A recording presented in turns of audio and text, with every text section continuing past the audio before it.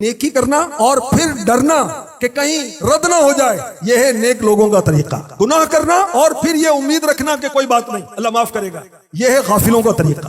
شیطان ہمیں کان پکڑ کر رب کی نافرمانیوں میں لگا دے۔ اللہ کی رحمت بہت بڑی ہے، نمازیں پڑھنے کی کیا ضرورت ہے؟ اللہ کی رحمت تو بہت بڑی ہے، زکات دینے کی کیا ضرورت ہے؟ خون پسینے کی کمائی میں کیوں کسی کو دے دوں؟ اللہ کی رحمت بہت بڑی ہے، وہ معاف کر دے گا۔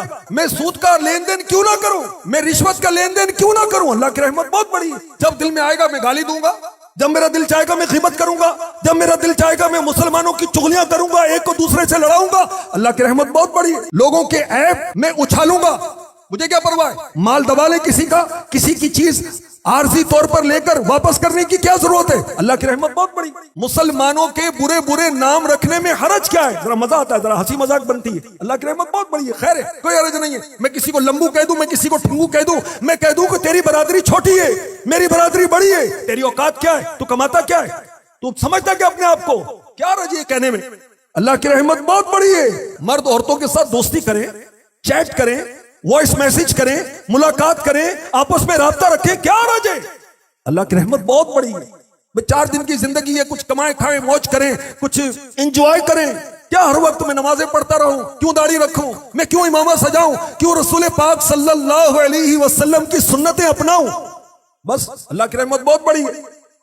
مسلمانوں کے لیے میرے دل میں تکبر ہو، غرور ہو، حسد ہو، ریا ہو، بغض ہو، کینہ ہو، مجھے غصہ آئے تو میں کسی پر ہاتھ رکھ دوں، کنجوسی کروں، خود پسندی کروں، میں جو سمجھ میں آتا کروں، مجھے کیا ضرورت ہے کہ میں پریشان رہوں؟ اللہ کی رحمت بہت بڑی ہے۔ اللہ کی رحمت بہت بڑی ہے تو اس کا مطلب یہ نہیں کہ استغفر اللہ ہم گناہ کرنے لگ جائیں، اللہ کی نافرمانیاں کرنے لگ جائیں۔ اللہ تبارک و تعالیٰ کی رحمت کتنی بڑی ہے، اس کا ادراک رکھنے والے ہم سے زیادہ اولیاء کرام ہیں، ہم سے زیادہ صحابہ کرام سمجھتے تھے۔ اللہ کی رحمت کتنی بڑی ہے، انبیاء کرام ہم سے زیادہ سمجھتے تھے۔ میرے آقا صلی اللہ علیہ وسلم فرماتے ہیں میں تم میں سب سے زیادہ اللہ کا خوف رکھنے والا ہوں، اس لیے کہ میں سب سے زیادہ رب کی معرفت رکھنے والا ہوں۔ سید الانبیاء محمد مصطفیٰ صلی اللہ تعالی علیہ وآلہ وسلم کے مبارک سینے سے ہنڈیا کے ابلنے کی سی آواز آتی تھی، خوف خدا کی وجہ سے۔ میرے آقا صلی اللہ علیہ وآلہ وسلم اس قدر طویل نماز پڑھتے کہ آپ کے مبارک قدم سوج جایا کرتے تھے، سویلنگ ہو جاتی۔ اور جب بی بی عائشہ صدیقہ طیبہ طاہرہ عابدہ زاہدہ رضی اللہ تعالی عنہا عرض کرتی کہ آقا آپ کے صدقے میں اللہ نے اگلے اور پچھلوں کے گناہ معاف فرما دیے، آپ اتنی عبادت کیوں کرتے ہیں؟ تو میرے نبی فرماتے ہیں کیا میں اللہ کا شکر گزار بندہ نہ بنوں؟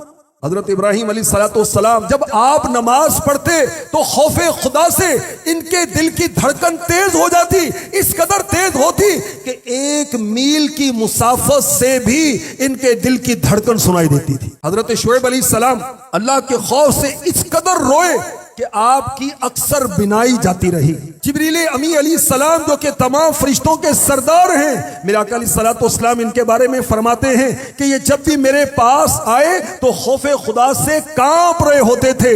حضرت صدیق اکبر رضی اللہ تعالی عنہ آپ نے ایک پرندے کو، ایک برڈ کو دیکھا، کہا کاش میں تیری طرح ہوتا، مجھے انسان نہ بنایا گیا ہو۔ فاروق اعظم رضی اللہ تعالی عنہ عذاب کی آیت سنتے بے ہوش ہو جاتے، بیمار ہو جاتے، اس قدر روتے اللہ کے خوف سے کہ آپ کی آنکھوں کے نیچے 2 کالی لکیریں پڑ گئی۔ فرمایا کرتے کاش میری ماں مجھے نہ جن جاتی۔ اللہ کی رحمت بہت بڑی ہے، یہ لوگ ہم سے زیادہ اللہ کی رحمت کو سمجھتے تھے مگر اللہ کے خوف سے روتے تھے، کثرت کے ساتھ نمازیں پڑھتے تھے، کثرت کے ساتھ روزے رکھتے تھے، ان کی زندگیاں روزوں میں گزرتی تھیں، ان کے دن روزہ رکھنے میں اور رات عبادت میں گزرتے، اور پھر یہ رب کی بارگاہ میں روتے تھے یا اللہ ہمارے گناہ معاف کر۔ اور ہم تو گناہ کر کے کہتے ہیں کہ جی اللہ معاف کرنے والا ہے، بلا شبہ اللہ معاف کرنے والا ہے۔ کیا اللہ کی معافی کا ان کو پتہ نہیں تھا؟